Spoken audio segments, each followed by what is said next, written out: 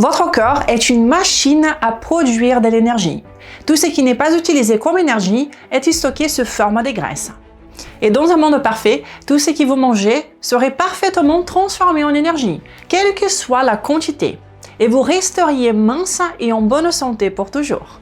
Mais le monde n'est pas parfait, et notre alimentation moderne l'est encore moins. Et c'est là que le problème commence. Aujourd'hui, de plus en plus de personnes ont de plus en plus de difficultés à perdre du poids, tout en ayant plus de facilité à prendre du poids.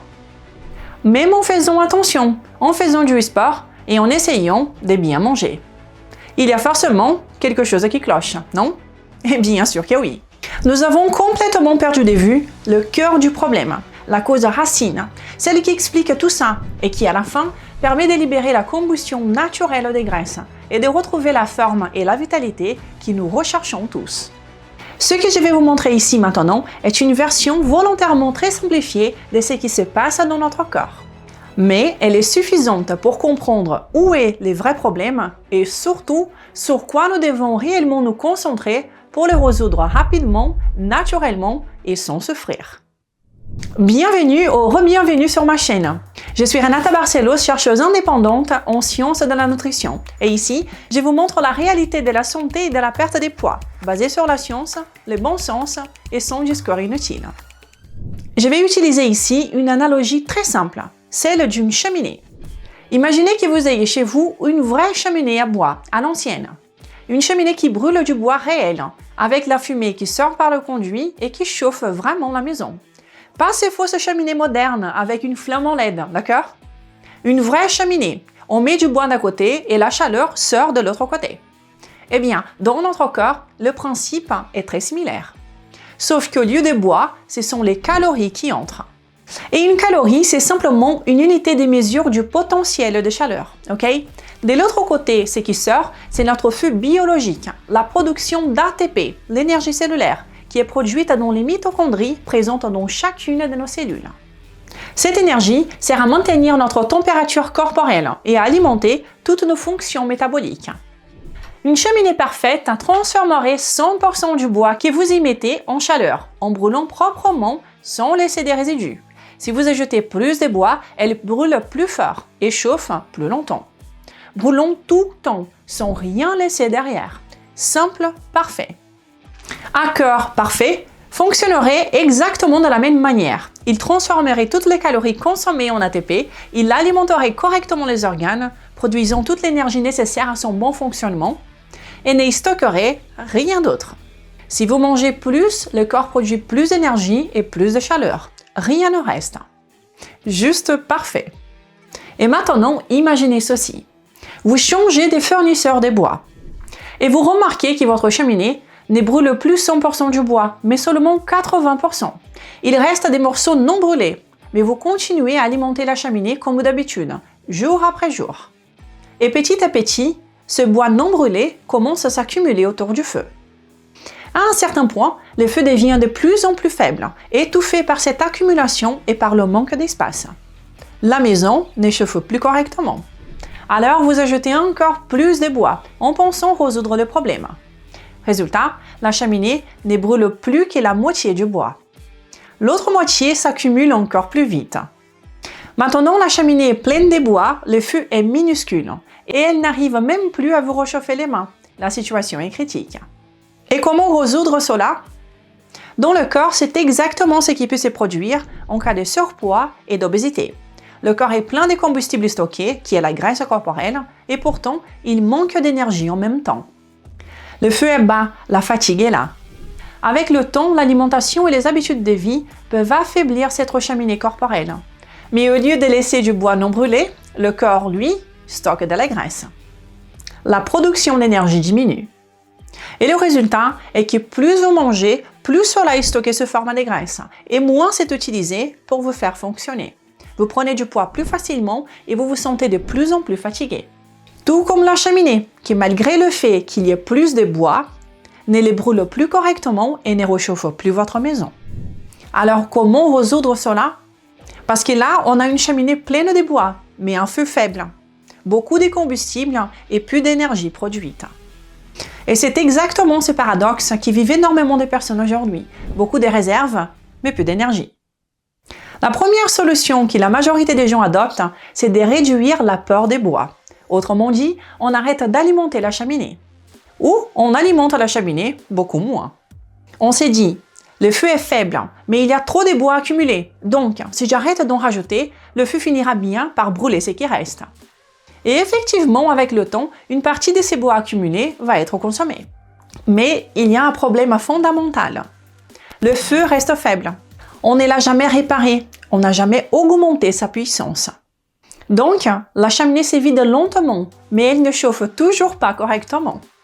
Et dès qu'on recommence à mettre du bois, l'accumulation revient. Dans le corps, c'est exactement la même chose quand on coupe les calories pour maigrir. Oui, on peut perdre un peu de graisse, parce que le corps n'a plus le choix. Mais cela ne résout pas les problèmes. La production d'énergie reste basse. La fatigue reste là. Le métabolisme reste long. Et dès qu'on recommence à manger davantage, les stocks reprennent. Parce que le problème de base n'a jamais été corrigé. C'est une solution temporaire, palliative, pas une solution durable. Et vous le savez peut-être déjà. Une autre stratégie consiste à forcer le feu. On s'est mis à souffler dessus, à l'attiser artificiellement pour essayer de les faire reprendre. Et cela fonctionne. Tant que vous êtes là en train de souffler de l'air, la flamme monte un peu. Oui, il y a un peu plus de chaleur. Mais vous ne pouvez pas souffler indéfiniment. Vous vous fatiguez, vous vous arrêtez. Et dès que vous arrêtez, le feu retombe à son niveau initial, voire encore plus bas, et vous avez froid. Dans le corps, c'est ce qui se passe quand on essaye de maigrir en misant uniquement sur les sports. Oui, l'activité physique augmente la dépense énergétique pendant l'effort, mais à long terme, le corps s'adapte. Ces exercices exhaustifs favorisent les adaptations métaboliques, qui visent le ralentissement du métabolisme pour économiser de l'énergie. C'est une mauvaise idée. Le résultat, vous êtes plus fatigué, le feu est encore plus bas et la situation empire. Encore une fois, on force le système sans réparer la cheminée. Il existe aussi une autre approche. On s'est dit, d'accord, je vais réduire le bois, mais je vais ajouter un autre type de combustible. Alors on verse de l'huile sur le bois déjà présent pour les brûler, pour essayer de réduire ces bois déjà empilés. Mais l'huile, comme on le sait, brûle lentement. Le feu devient plus stable, mais il ne devient pas plus puissant. La cheminée ne chauffe toujours pas suffisamment. Et c'est exactement ce qui se passe avec une alimentation très pauvre en glucides et riche en graisse. La graisse est un carburant à plus faible octane métabolique, et c'est-à-dire un carburant qui brûle plus lentement et stimule moins les feux énergétiques du corps. Elle produit moins d'énergie utilisable rapidement et ne permet pas d'augmenter la puissance du feu. C'est d'ailleurs pour cela que le cerveau n'utilise jamais la graisse comme carburant principal. On pourrait dire, dans notre analogie, que les graisses sont à bois un peu plus humides, alors que les glucides sont à bois sec, beaucoup plus inflammables. Cette approche, faible en glucides et riche en graisse, peut aider à perdre une partie de la graisse accumulée, oui, mais le feu reste faible. Et en réduisant votre métabolisme via la production hormonale diminuée, diminuant par exemple la conversion de l'hormone inactive T4 de la thyroïde en l'hormone active, qui est la T3. L'augmentation des hormones cataboliques du stress, etc. Alors oui, on peut vider un peu la cheminée en surface, aider à brûler la graisse extra, mais on ne règle pas le vrai problème, la puissance du feu. Alors, comment résoudre ça une bonne fois pour toutes? Que pouvons-nous faire chez quelqu'un qui est déjà en surpoids et fatigué pour qu'il retrouve vitalité et énergie et élimine cet excès de graisse stocké? Et il n'y a pas de secret ici. Mais c'est quelque chose auquel très peu de personnes pensent quand elles regardent une cheminée. Ce que nous devons faire en priorité absolue, c'est augmenter la force de ces feux, n'est-ce pas? Ça paraît logique. Il n'y a pas le choix, il faut commencer le plus vite possible à mettre à l'intérieur un bois de qualité, qui brûle vite et fort.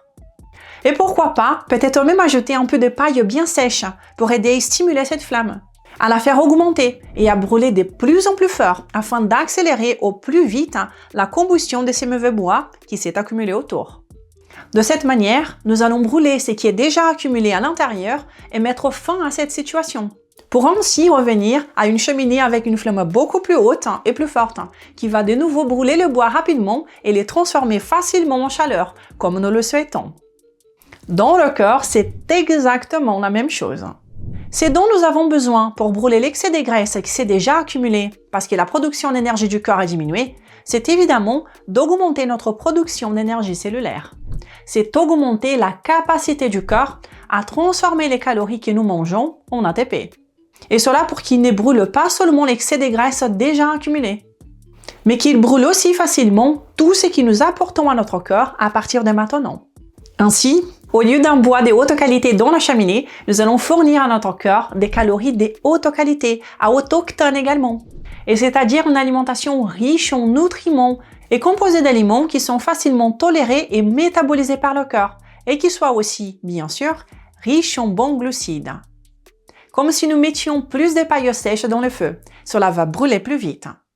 Et comme je le répète ici, depuis très longtemps, la perte des poids ne se force pas dans le corps. Elle ne s'efforce pas par la suppression des glucides ou la réduction des calories, ni par des exercices épuisants, etc. Tout cela est palliatif et ne fait que pousser le corps à se replier. Et pire encore, cela ignore le problème central de tout cela, qui est une dysfonction métabolique caractérisée par une difficulté à produire de l'ATP au niveau cellulaire. La perte des poids dans le corps ne peut pas être forcée, elle peut seulement être permise. Le corps sait déjà faire cela, et tout ce que nous avons à faire, c'est l'aider. Si la cause racine du problème ici est une production d'ATP réduite au niveau cellulaire, nous devons ajuster notre alimentation pour encourager le retour de ces processus à la normale. Alors, on se demande, qu'est-ce qui aide le corps à produire plus d'énergie cellulaire et qu'est-ce qui l'en empêche? Et à partir de là, on augmente ce qui aide et on réduit ce qui freine. Par exemple, les glucides sont pro-métaboliques. Ils aident à augmenter les conversions hormonales au niveau de la thyroïde. Ils réduisent les hormones cataboliques du stress et aident le corps à produire plus d'ATP par molécule d'oxygène que les graisses. Donc, nous devons fournir à notre corps une bonne quantité de glucides. En même temps, nous consommons une quantité adéquate de bonnes graisses, environ de 20 à 30 grammes de calories de l'alimentation, plus ou moins. Une autre chose qui freine la production d'énergie dans le corps, ce sont les aliments qui perturbent l'intestin, qui irritent l'intestin, qui favorisent la dysbiose et la production d'endotoxines, qui vont directement ralentir la production d'énergie cellulaire. C'est pour cela que nous devons prioriser des aliments bien tolérés et facilement digérés. Un autre frein métabolique ici sont les graisses polyinsaturées, comme les huiles de cuisson et les margarines, les oléagineux, etc. Elles sont antimétaboliques. Nous devons donc les remplacer à tout prix par des bonnes graisses monoinsaturées et saturées. Encore une autre chose, l'inflammation, par exemple, est l'un des plus grands freins métaboliques. Donc, si nous avons une alimentation qui favorise l'inflammation, même sans le vouloir, il est essentiel d'ajuster cette alimentation pour qu'elle soit anti-inflammatoire et qu'elle améliore tout problème déjà existant. Autre point, la production d'ATP nécessite aussi les bons micronutriments, et c'est-à-dire des minéraux et des vitamines adéquates. Donc, notre alimentation doit fournir au corps ces ingrédients à travers des aliments hautement biodisponibles.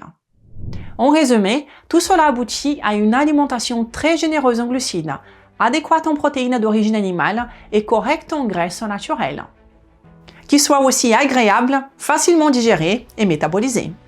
Ainsi, nous parvenons, pour ainsi dire, à mettre de l'essence sur la flamme de nos cellules. Et avec l'énergie adéquate, le corps sait très bien ce qu'il doit faire pour brûler l'excès de graisse et rétablir naturellement sans que nous ayons besoin de forcer quoi que ce soit. La perte des poids ne nécessite pas de souffrance, elle nécessite seulement de la compréhension. C'est en comprenant ces problèmes racines, en se concentrant sur une solution qui les résout spécifiquement, que nous pouvons économiser du temps, des efforts et atteindre nos objectifs de santé et de bonne forme beaucoup plus facilement. Regardez par exemple ce que j'ai reçu dernièrement. Elle dit « Je suis un cas sincère de gratitude.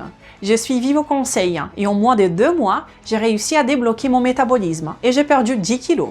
Je suis maman, j'ai 35 ans et j'avais déjà perdu du sport. Je faisais toujours du sport, j'ai pensé avoir une alimentation saine et malgré tout, je n'arrivais pas à maigrir. Bravo à vous pour ces beaux changements. Voyez-vous, le corps est capable de se rétablir à n'importe quel âge. Tout ce que nous devons faire, c'est l'aider et arrêter de l'entraver. J'ai des personnes dans mon programme qui révolutionnent leur forme physique avec des pertes de poids incroyables, même à plus de 70 ans. Si vous souhaitez maigrir de façon naturelle et accélérée, et que vous aimeriez un pas à pas complet, déjà testé, qui prend tout cela en considération et qui soit validé, je vous recommande fortement de découvrir mon programme Accélérateur Maigrir Définitivement, qui a déjà aidé tant de personnes. Vous pouvez le faire en accédant dès maintenant à accélérateur-md.fr ou en consultant le lien dans la description de cette vidéo. À l'intérieur, je vous fournis des listes complètes d'aliments approuvés pour reprogrammer votre métabolisme, des menus exemples, des recettes simples, savoureuses et testées. Vous pouvez poser toutes vos questions sur notre forum et aussi profiter des cours en live tous les mois avec moi. Alors, rendez-vous sur accélérateur-md.fr ou regardez le lien dans la description. Et pour le reste, on se retrouve dans la prochaine vidéo. Si cette vidéo vous a été utile, n'hésitez pas à la partager amplement, à me laisser un pouce en l'air et un commentaire. Je vous remercie déjà. À très bientôt. Ciao!